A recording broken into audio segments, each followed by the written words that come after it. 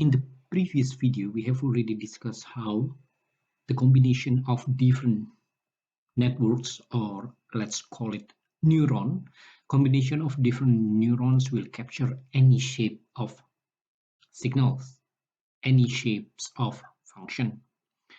Okay, so in the previous video, I have illustrated these signals and we can capture it with a combination of many neurons, like you can see in this slide, right?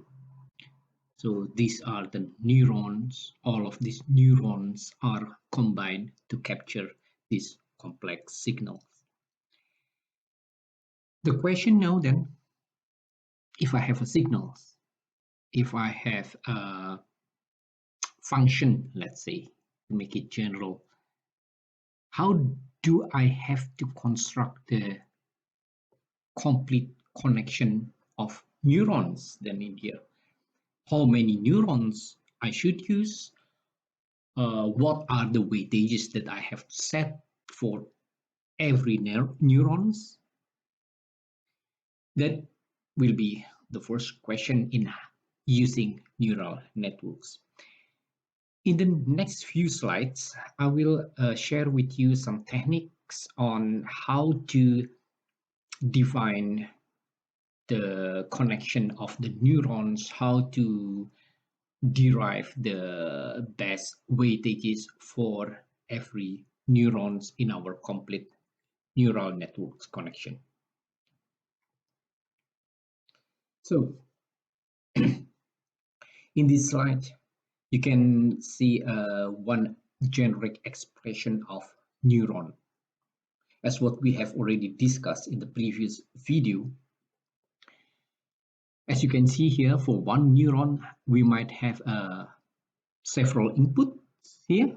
So just to make it generic, I show here we have n inputs, x1, x2, x3 until xn, with an additional unity input just to represent the bias in our function. Okay, so this point basically is just the output of the linear combination of all of this input. So you can see this as a simple regression function at this point. But then when we are talking about neurons in neural networks, then we have to pass it through a nonlinear function, as we have already discussed before. And this nonlinear function in neural network, typically we call it as activation function. Okay, so whenever we talk about activation function, we are referring to this nonlinear function in our neuron. In such, the mathematical expression that correlate the inputs x1 to xn and the output y, I can write it like this one. Y is equal to nonlinear function of the linear combination from x1 to xn with an additional bias w naught. Okay, so just to make us talking in the same language, whenever I say omega 1, sorry, whenever I say w1, that means I'm referring to coefficient of x1, as well as w2 is a coefficient of x2, and so on and so forth, while w naught basically is just the bias. And the activation function is not limited to this sigmoid function.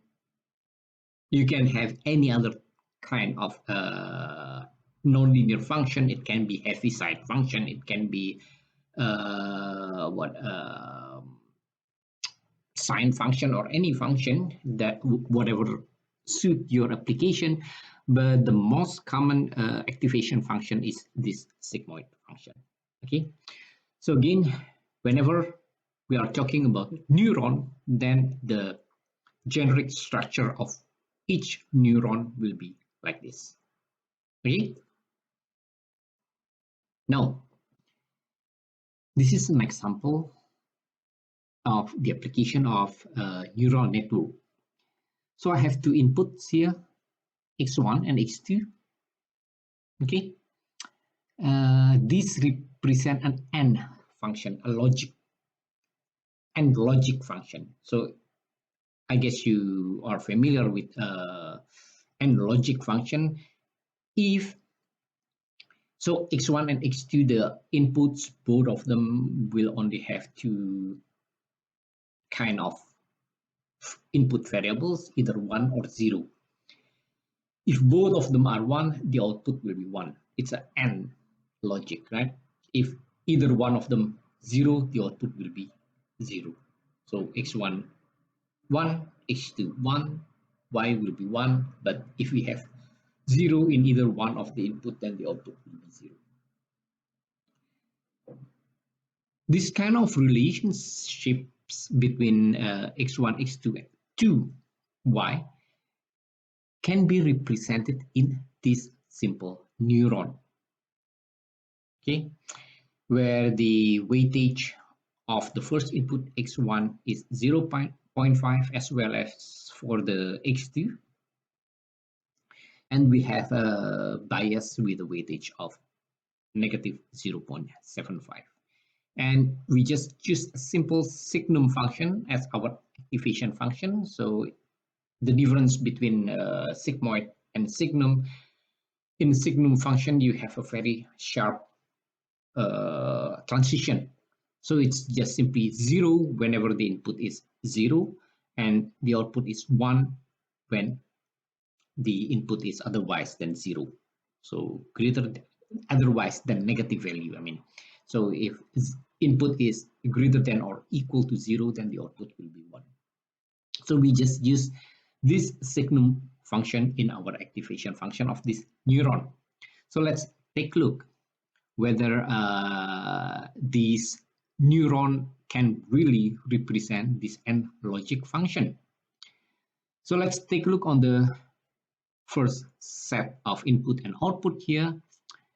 When the x1 is 1, omega 1 is 0.5, so it will be 0.5 times 1. So the first term is omega 1 times x1 plus omega 2 times x2, 0.5, the second input is 1, right? So 0.5 times 1 plus 0.5 times 2, x2, which is 1, minus the bias 1 times negative 0.75. If you calculate it, this will be 0.5 plus 0.5, 1 minus 0.75, it's 0.25. So the Z value is 0.25. Now, if you pass it through the signum function, then 0.25 is positive. So the output of this signum function will be 1. Right? So it's indeed the output for the first set is 1.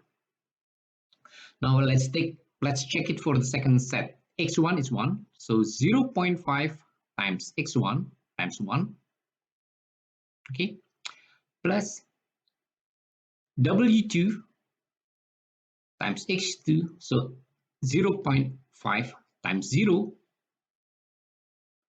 minus W0, 0.75. So it's 0.5 minus 0.75 is negative 0.25. If we pass it through the signum function, it's a negative value. So whenever the input is negative, then the output will be 0. So it's 0 here. If you do it for the third time, for the third set and the fourth set, then you will also get 0 value. So if you look at it, the output set here agrees with the target output 1 0 0 0 1 0 0 0. Okay, so this function apparently indeed can represent this AND logic function. If we look again at this correlation, so So this basically the first coefficient is the W1 here. So W1 times X1 plus W2 times X2 minus W0, 0.75. If I rearrange this equation, then I put X2 on the left hand side and X1 and the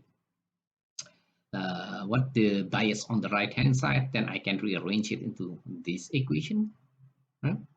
And then I can draw the line representing this equation. So if I have a plane here where the x-axis, the horizontal axis is x1, the first input, and the vertical axis is the second input, x2 here.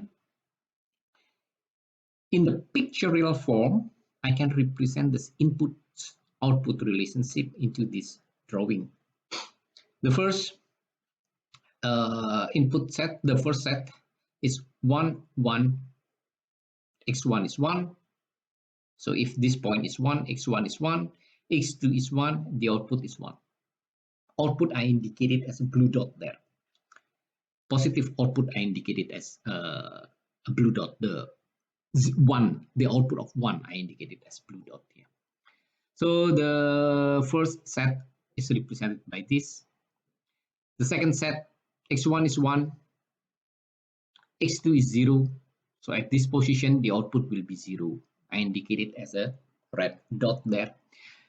Same for the next two sets. 0, 1, I will have a red dot. 0, 0, I will also have a red dot there. If I draw this line as it is represented by this green line, what do you see? This green line basically separate the 1 output and the 0 outputs. So this line, the line that we found from Z value in here, from the output of this neuron before the activation function, basically represent the separation line between 0 output and output of 1.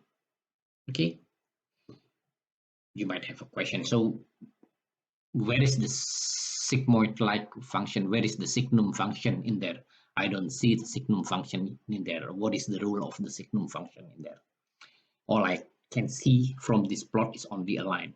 Well, yes, there is a signum function there. There is a sigmoid function there. Why don't we see it? It's because we see it from a wrong angle. Now, I will replot this, but in 3-dimensional space. Okay, in 3-dimensional space.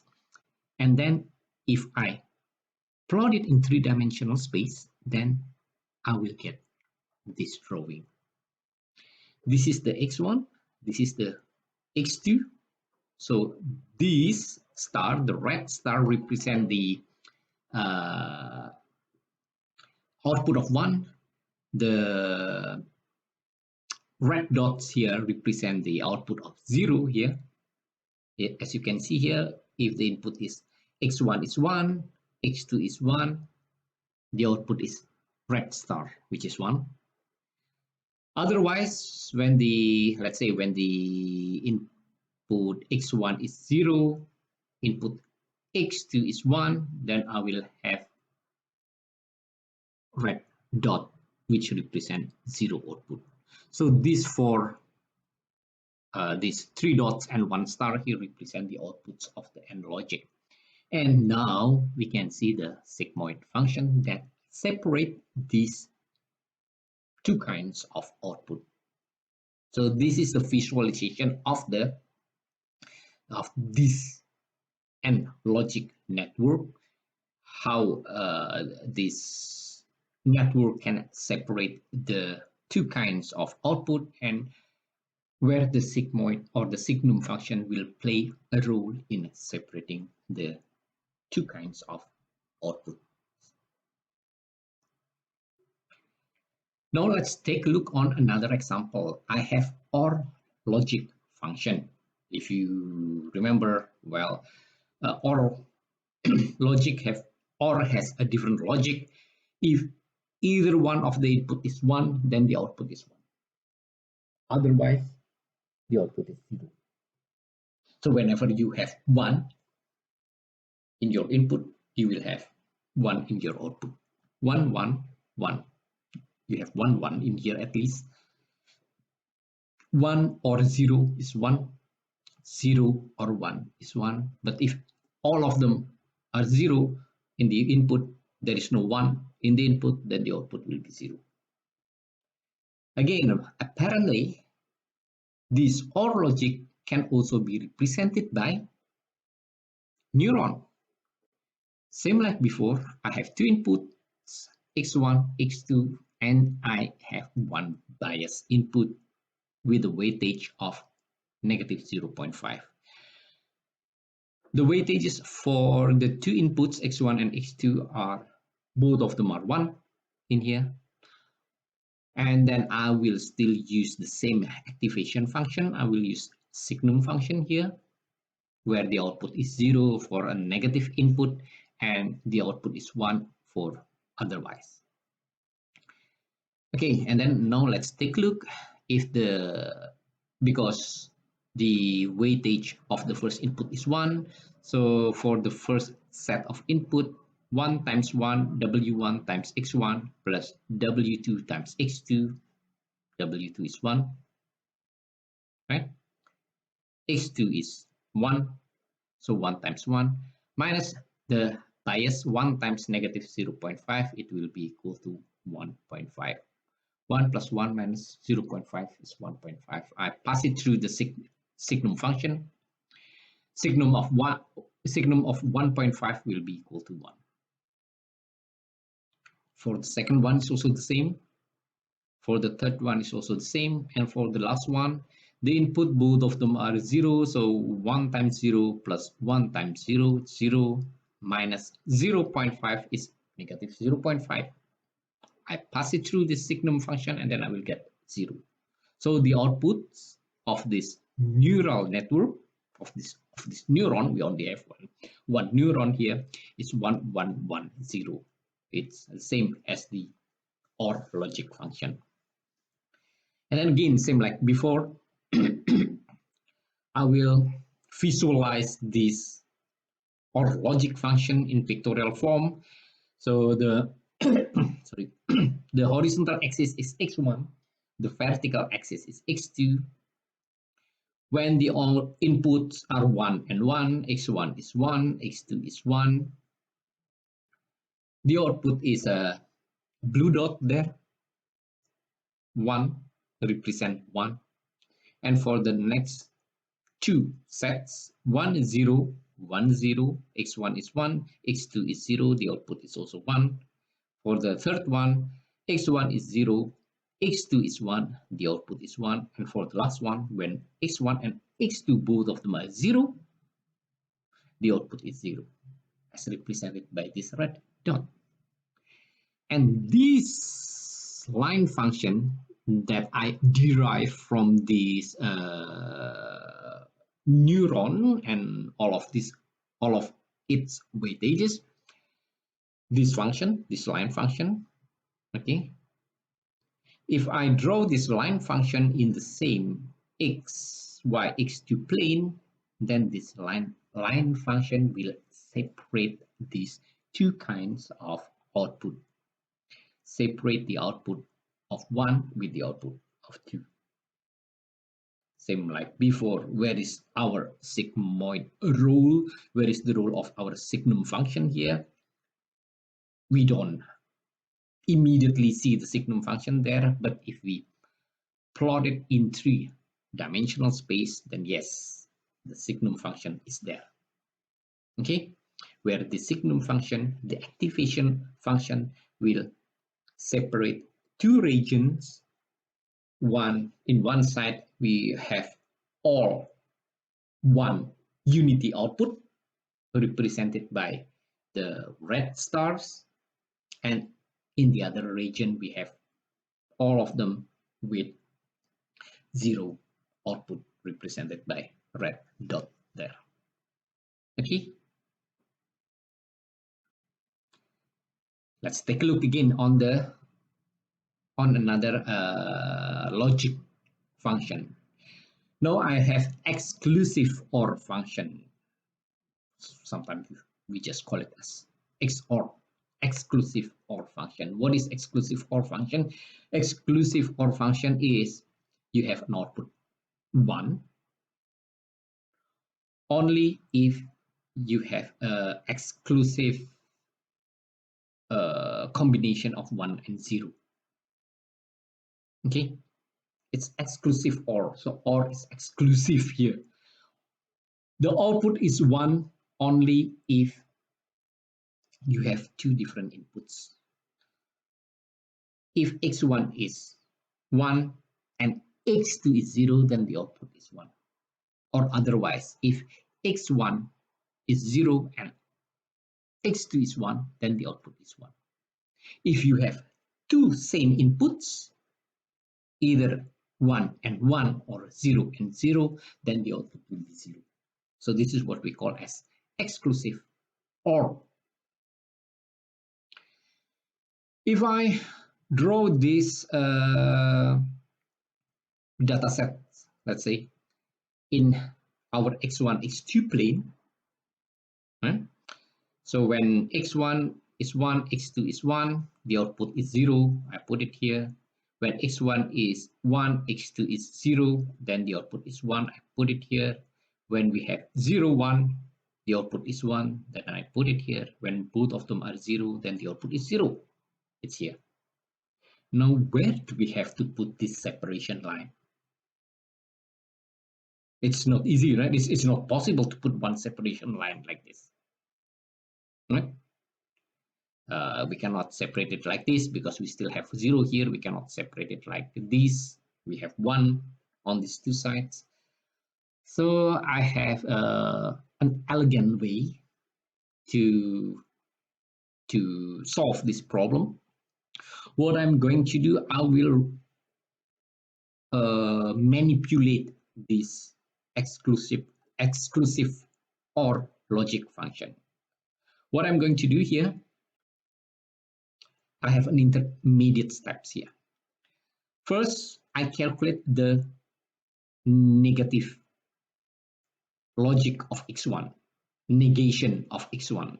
What do I mean by negation? It's just I just take the opposite of x1. So if x1 is 1, the negation of x1 is 0, negation of 1 is 0, negation of 0 is 1, negation of 0 is 1 again. I do the same thing for x2. I calculate the negation of x2. So when I have 1, it becomes 0. When I have 0, it becomes 1. So 1, 0, 0, 1. So these two columns represent the negation of x1 and x2 respectively. Okay. And then I calculate this, and I put it in column A here. I calculate the AND relationship and logic of x1 and the negation of x2. So I calculate the AND logic between x1 and negation of x2. 1 and 0 is 0. Remember, and logic will have output of 0 whenever you have at least 1 0 in your input, right?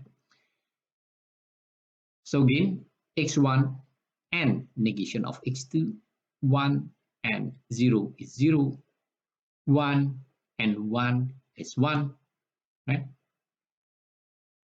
0 and 0 is 0, and the last one, 0 and 1 is 0. So this represent x1 and the negation of x2. And then I do similar thing and then I put it in the column B here. But what I calculate now is negation of x1 and x2. So I evaluate the AND logic between negation of x1 and x2. So the first column, the first row, then 0 and 1. I got 0. 0 for the second row, 0 and 0, I get 0, right?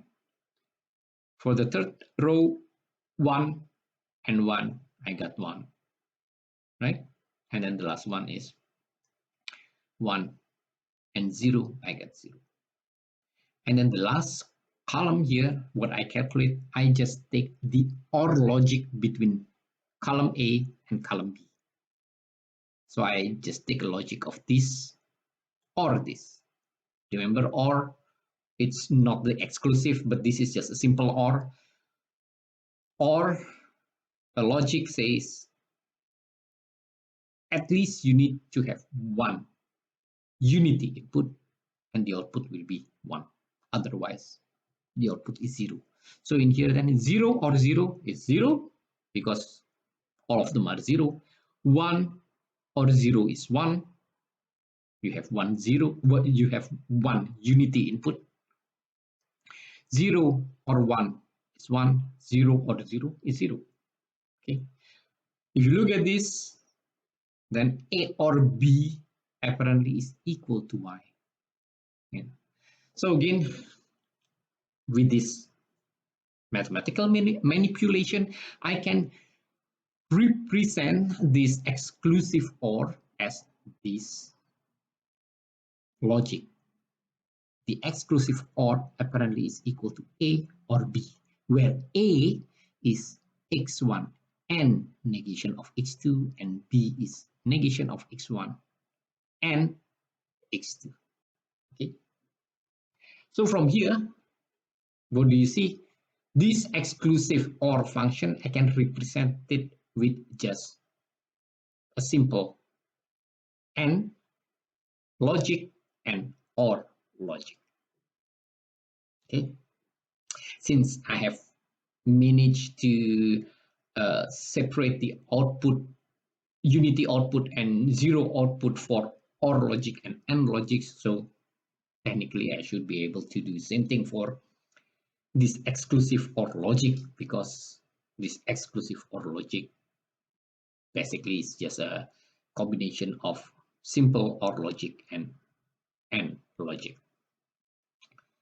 So based on these mathematical manipulation, based on this new set of logic, I can rewrite this logic operation in neural network way. So it will become like this, right? Where this neuron, one of these neuron will represent the logic of column A, and the other neuron here will represent the logic of column B. Right? Because basically here is just logic between x1 and x2, same like what we did when we evaluated AND logic. And this one is also simple neuron like what we did in AND logic. So either one of these will represent either A or B. Right? And then the last one, I have another neuron to represent the last OR logic. So by having this combination of different neurons, apparently I can also capture this exclusive OR logic function. Okay, so this the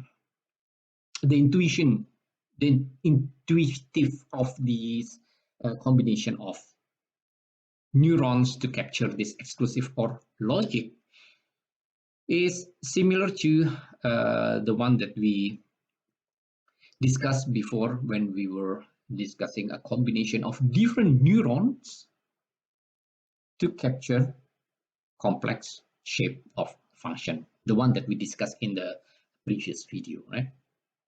When we mentioned that one neuron will capture one sigmoid function, and if we have a complex function, then basically we just have to combine different neuron with different weightages comprising sigmoid function or a signum function here. So with the same logic, we do it in here to capture the exclusive or logic function. Now,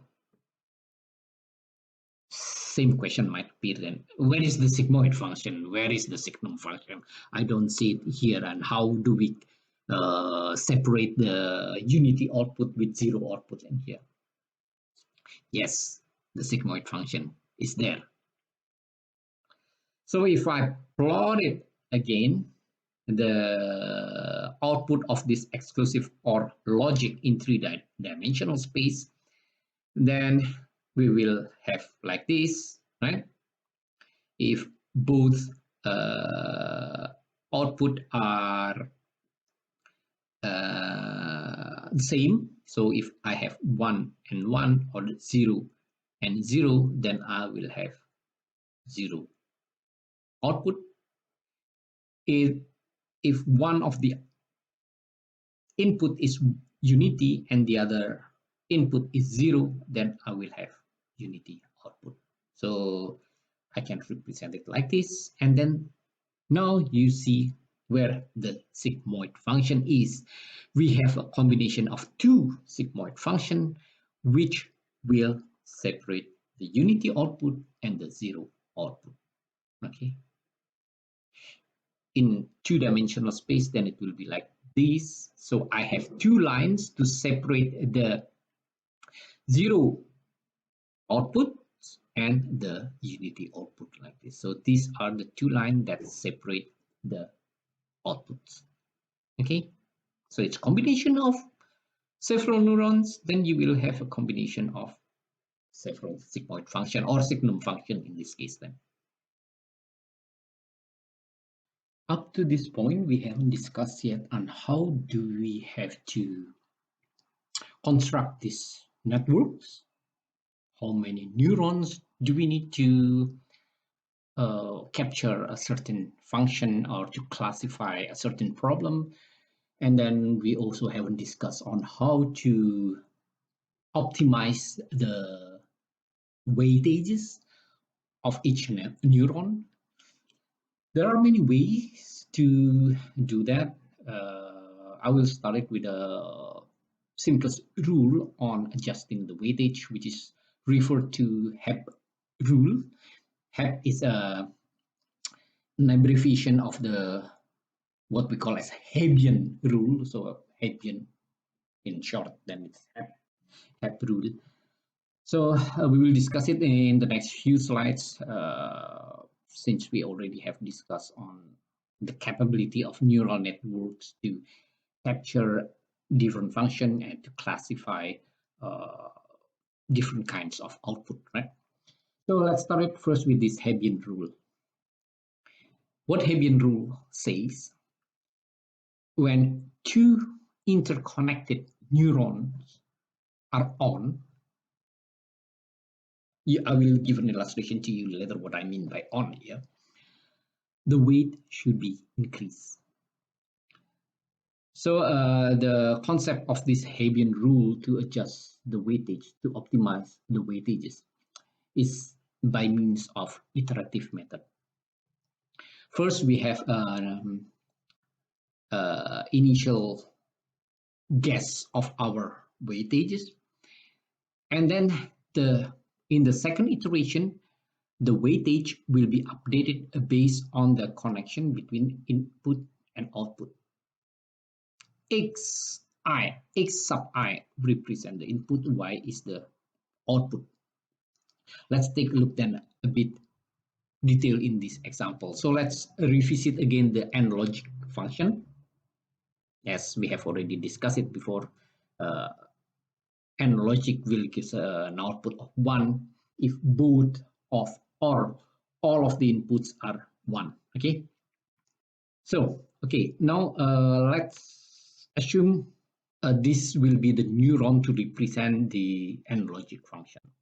At this moment, I still don't know what the weightages should be, what W1 is, what W2 should be, and what B should be. B B, I say B here basically is the W naught, the weightage of the bias.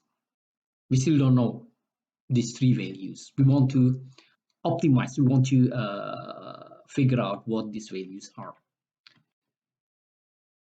So in the first step, we just assume randomly these weightages. For time being, let's just assume all of these weightages are 0, W1 is 0, W2 is 0, B is also 0. And then what will I do? I will update, okay? So again, initially, all of these weightages are 0, and then I will update this weightage by means of this iteration. So what I'm going to do here, I will calculate the increment that I have to put on the old weightage, which is this one. This is the increment that I have to add to my old weightage. So delta W1 is the increment that I have to add to my old W1 to update my W1. So I will calculate that. I will do it the same thing for W2, and I have to do it also for B because I have three weightages that I have to update, right? So let's calculate for the increment that I have to add for W1, which will be equal to x1, I is 1 times the output. So x1 is 1, the output is 1, so 1 times 1 is 1. For W2, the increment should be the same, x2 is 1, y is 1, so it will be 1 also, and then for B is also the same. The input for this weightage is unity, so 1, so I can call it as x naught then here is 1 here times the output of this set is 1, so 1 times 1 is also 1 here. And then I update the respective weightage. So the new W1 will be equal to the old W, which is 0. For time being, my W1 is 0. And then I have to add it with the increment with delta W1. So 0, the first one, for time being, my weightage of W1 is 0. I add it with 1, it becomes 1. For W2 is also the same, 0 plus 1, it's also 1. And then the last one for B, my B for time being is 0 plus delta B is 1, so it becomes 1. Okay. So my current weightage now is 1, 1, 1. Okay. And then I continue the training, but I use now the next input now, the next set. I have 1, 0, 0. I have to calculate the increment that I have to add to W1 based on my current weightage. So the increment that I have to put again is x1 is 1, right? The output for this data set is 0, so the increment that I have to give is 0. Same thing for W2, x2 times y, 0 times 0 is 0. Same things for delta B, 1 times 0 is 0. And then I will update all of the weightages. W1, the current one is 1, right? Because my current W1 now is 1 after I updated last time, plus the increment that I have to put, delta W1 is 0, right?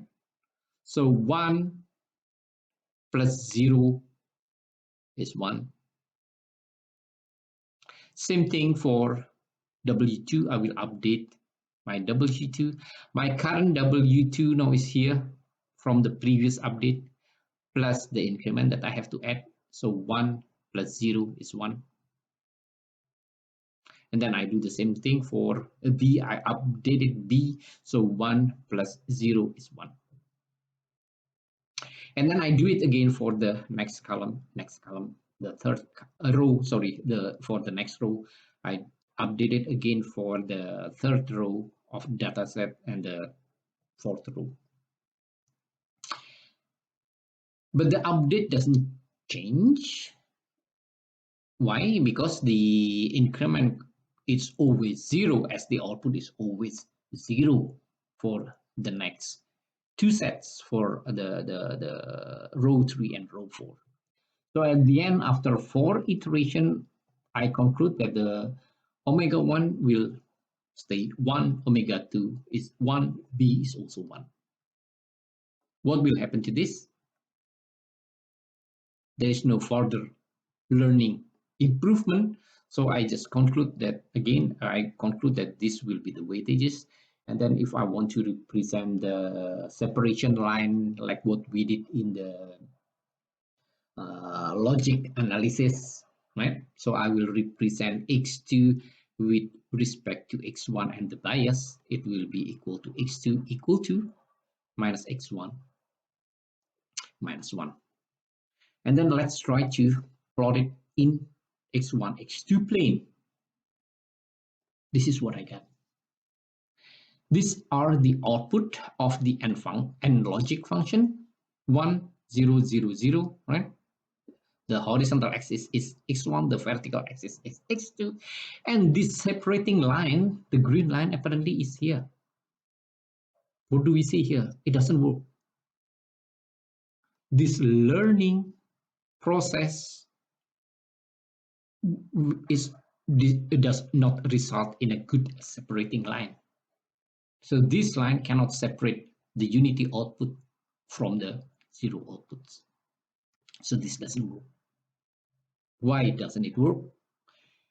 It's simply because the output is always 0. So there is no learning effort to this training. See? This neuron or this neural network cannot learn by themselves because the output is always 0, 0, 0, and then the increment, and it's always 0 all the time. And then there is no learning effort that can be made in this training using Hebbian rule. So how to resolve this problem?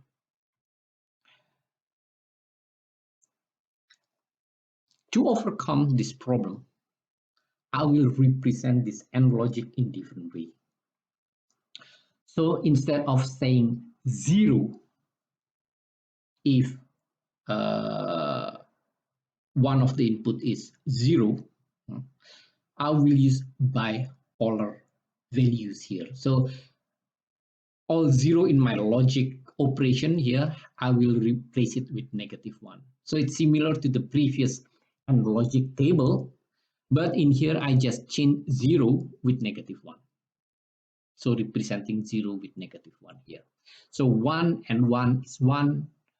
1 and 0 in our previous table is 0, but in this table now, after I update it, after I change all the 0 with -1, then how we read this second row is 1 and -1 is -1. -1 and 1 is -1, -1 and -1 is -1. Okay, so I just change 0 to -1. Why do I do that? Because I'm expecting a learning effort in the training process. Okay, I will do the same thing now. I will do the same trick.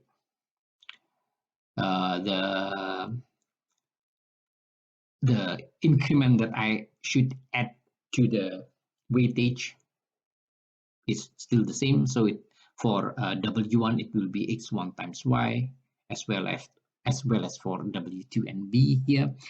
And then I will put the same initial weightage. So initially I will just put 0, 0, 0 here for W1, W2, and B respectively. First, then I have to calculate this again like before, the increment that I have to put to update the W1. So delta W1 will be x1 times 1, x1 times y, 1 times 1, so it's 1. For W2, the increment will be x2 times y, 1 times 1 is also 1. For delta B, it's 1 times y, 1 times 1, it's also 1. So then the new weightages W1 will be the old W1, which is 0, plus the updated value, 0 plus 1, so it will be 1. For W2 is also 0 plus delta W2, it's 1. For B, it's 0 plus delta B, 1, it's 1. And then I continue the training for the second set of input, 1, negative 1, negative 1. This is what I will get. Delta W1 is now x, same thing, x1 times 1. So it's 1 times negative 1, it's negative 1. For delta W2, it's negative 1 times negative 1, it's positive 1. For delta B, it's 1 times negative 1 is negative 1. I update the weightage of W1, then it will be the old W1 times the updated value that I have to add, that I have to uh, update the weightage. So it will be 1 minus 1, it becomes 0. The new W2, then it will be 1 plus 1, it's 2. The new B, it's 1 minus 1, it's 0. Then I continue again the training effort for the third row. I calculate the delta W1, delta W2, and delta B, and then I update the W1, W2, B. So for instance, in here, then W1 will be 0 plus 1, it's 1. W2, 2 minus 1, it's 1. For B will be 0 minus 1, it's negative 1. And I do it again for the last row, for the last training. Okay. So what will I get at the end? The three weightages are 2, 2, negative 2 for W1, W2, and B respectively. 2, 2, negative 2. I can derive the separating line equation, then it will be equal to x2 equal to minus x1 1. Now let's plot it in x1, x2 plane. This is what I get. So based on the signum function, these, well, it's not really perfect that it can really split. You still can continue the training again. You can train it again from this weightage, but for this illustration, I just stop it here. But the separating line now it's improving. So it managed to separate the unity output with the zero output. Why do we overcome the problem that we discussed in the previous slide? Because I changed the output and the inputs with a bipolar value. So I remove 0. Why? Because if you get 0, whenever you get 0 in your training effort, the network will not learn anything. 0, basically, you don't get any information on how you have to update your system. So 0 is a bad value. You won't have a training effort in there. So in order to overcome that, I change 0 with negative 1. And then this is what we will get. The training will work, the network will learn. As what we have discussed before, Hebbian rule is not the only learning process of the network, of the neural network there. There is also another training technique that is referred to as a delta rule here. So the process is slightly different here. This is more analytical. Basically, what we are doing here, we are minimizing the error, where the error is basically the difference between the target of the model and the output of the model itself. So let's say we have a set of data, right? And then we want to model it with a certain simple network like this. It's a very simple network. So if you look at this, this is just like a linear combination of x with a bias of w naught there.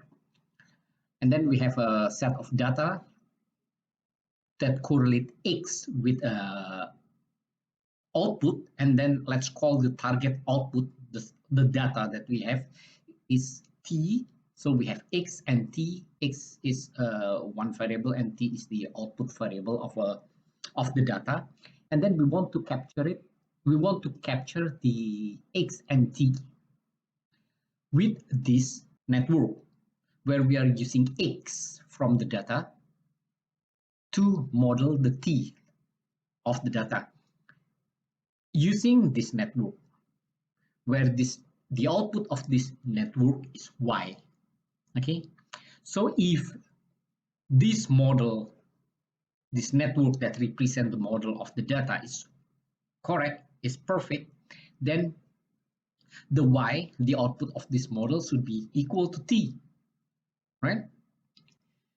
Now let's take a look a bit further now about this network, this simple network. So it's, again, as I have already mentioned, this is just a linear combination. Y will be equal to W1 times X plus W naught. Okay. And let's say if this network has an activation function, of course, the output Y at the end will be a function of A, where the input is W naught plus W1 times X, right? So it's pretty simple.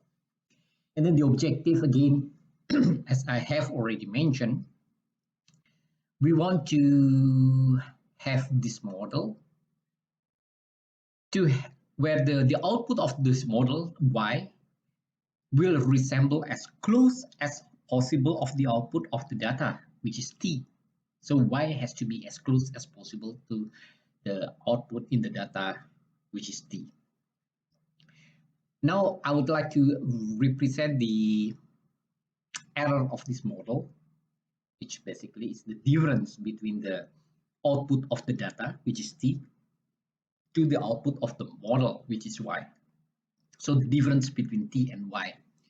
But I don't really have an interest whether it is the difference is negative or positive, whether T is larger than Y or Y is larger than T. I don't have that interest. What my interest is more on how Y will differ from T. So in order to express the difference, I use the square function here. So the difference between the target from the data and the output of the model, I square it. Why do I square it? I think it's pretty obvious, right? We don't, because I just want to have the absolute of the difference. I want to have one positive number. Then I don't want to see. I don't want to differentiate positive and negative difference there. So that's why I square it. And then I multiply for my convenience. I just put a coefficient of half. You will see why do I choose half as a coefficient later on. But anyhow, now I want to minimize the difference between t and y. If my model is ideal, then the difference between t and y should be zero, right? Because if my model is ideal, is perfect, then y should be equal to t. But of course, nothing is perfect in the world. So the best model to represent the data should have this error value as small as possible. In the other word, then the error will be minimum, I will have a minimum error only if the first derivative of e of this error is equal to 0. The extreme value, the minimum value, will happen if the first derivative with respect to these two parameters, w0 and w1, is equal to 0. So that's the concept of training the network here in delta rule. We minimize this error value by taking the first derivative of e with respect to these two parameters, w0 and w1, and equate it with 0. If this equation applies, then our w0 and w0 are the best parameters that will result in minimum error. Okay, so that's the concept how to optimize the parameters of w0 and w1. In this equation, I will just illustrate it for this simple net where we only have two parameters, w0 and w1. But we might be able to extend it for any complex network, of course. Now, we might have a question then before we move forward. How do we minimize it? If we have the equation of error as a function of w0, w1, then it will be easy to find the minimum value, right? We just differentiate it analytically, and then we can find w0 and w1. But most of the time, we cannot differentiate it analytically, so we have to calculate it numerically. Okay, so how to calculate it numerically? We use gradient descent method. So how the gradient descent method? Again, this is not an analytical solution. It is more to numerical solution. So let's say we have a function with y as a function of x here. The the y will have a minimum value here when x is equal to x star here. So the objective in this minimization problem is to find x star. X star, again, x star is the value of x that will give minimum y. To take the analogy on our previous case in the previous slide, so we want to minimize the error value, the error function that we discussed before, the one that is equal to half times square of t minus y, right? We want to minimize error, minimize e, and then we want to find the parameters, the w0, w0, w1 that will give the minimum error. So same to that, we want to find the value of x, which is x star here, that will give the minimum y. So how to do that? In the first step, I will just take an arbitrary value as the candidate of the x star. So let's take this value at the beginning. I use this as an initial guess of my x star, and then I calculate the first derivative of y with respect to x for x equal to x naught. So I calculate this one, which technically this will tell us the gradient of this function at this point, right? Right? The first derivative of y with respect to x when x is equal to x naught is the gradient at this point. And then what next? I drew the gradient here. This is the gradient. So if the gradient is positive, because it has a positive gradient like this, it is slanted to going up to the right, right? We have a positive gradient. If the gradient is positive, I have to update my guess, my x naught, a bit to the left of my initial guess. That is if the gradient is positive. Right? So I just update it. So my new guess of the local minimum, then it will be equal to the old guess plus the updated value that I have to add. So I just add a bit in to the left direction because my gradient is here is pointing to the left because the gradient is positive. So I add a bit here to the left, right? That's why I put negative sign here with the proportion of alpha. So I calculate the gradient here. I multiply it with a certain constant. I call this constant as a learning rate to update my guess. So my first guess is here, x naught.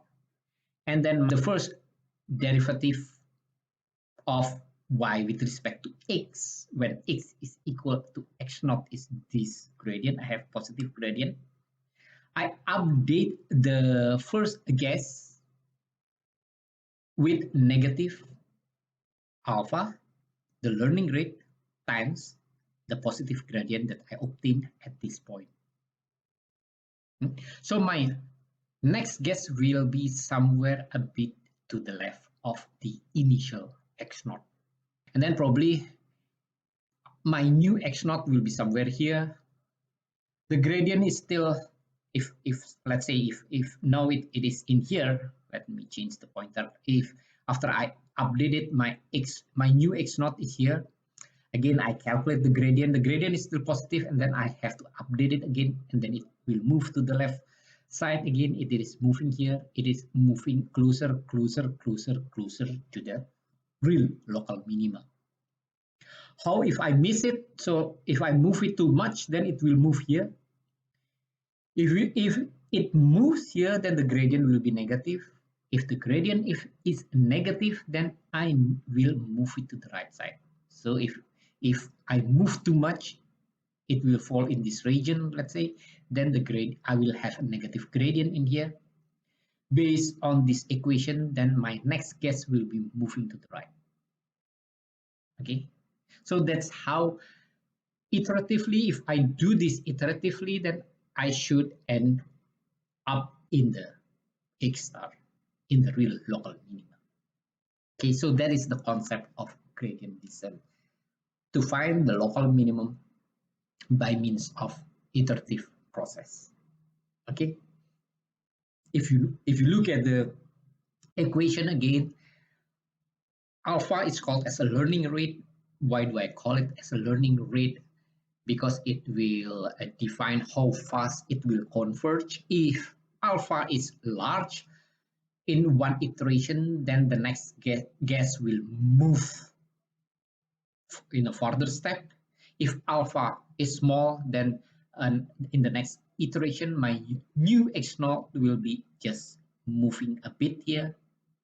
So alpha tells us how much the learning process will step. If alpha is big, so it will jump from here to here probably. If alpha is small, then the step will be smaller. The steps will be smaller.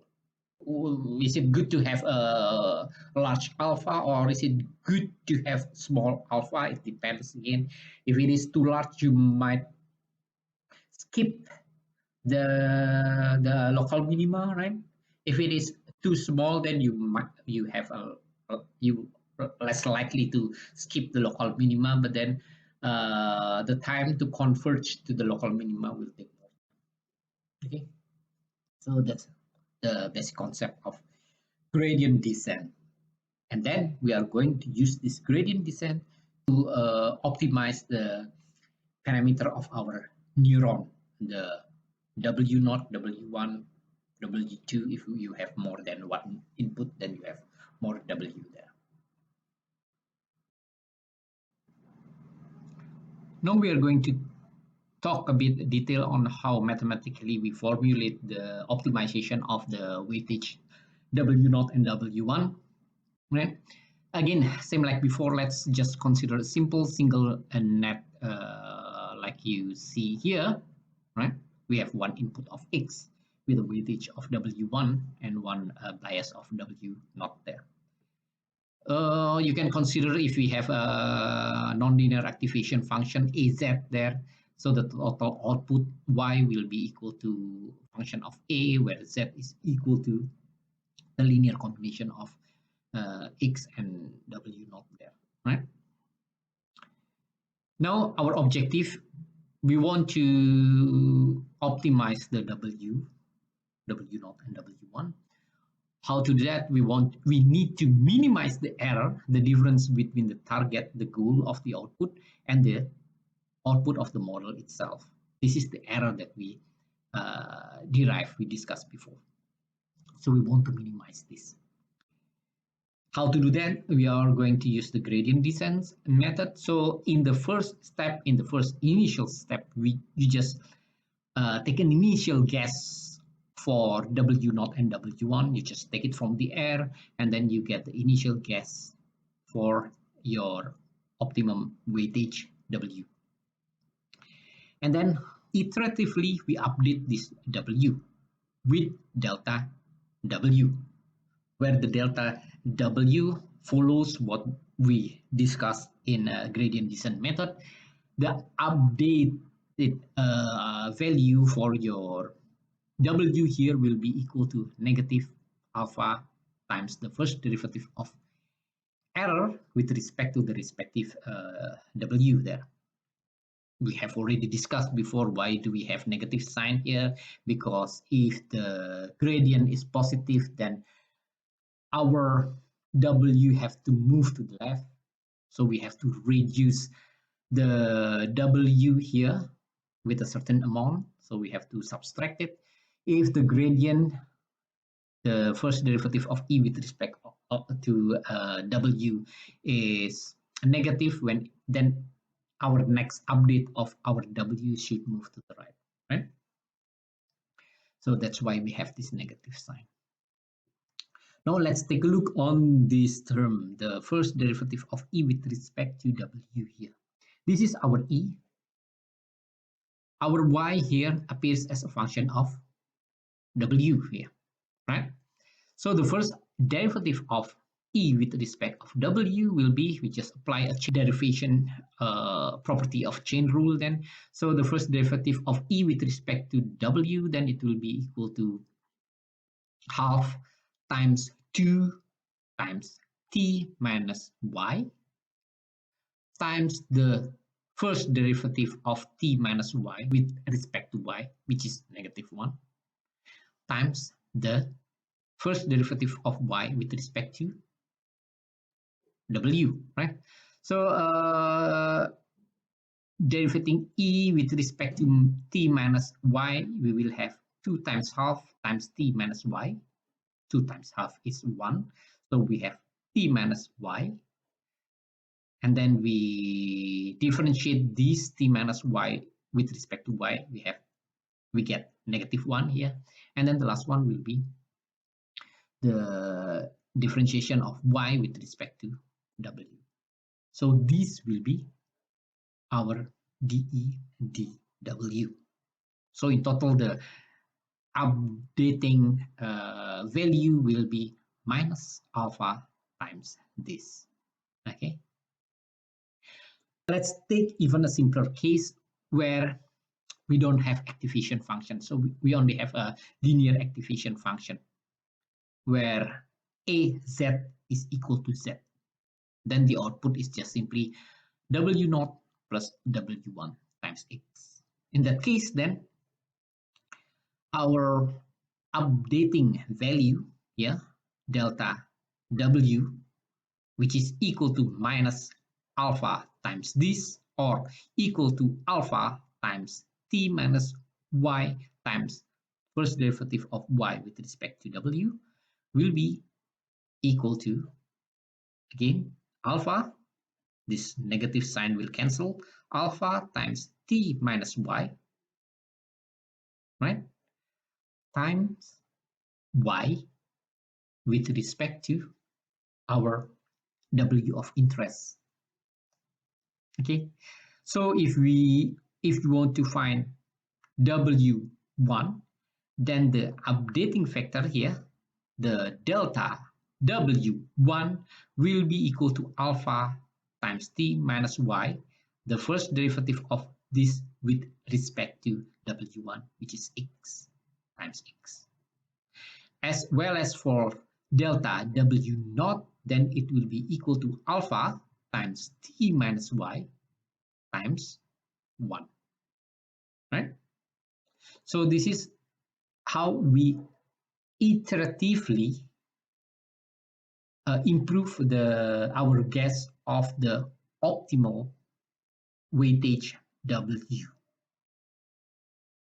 I will stop it here for time being, and then we will discuss a bit more detail in the next video.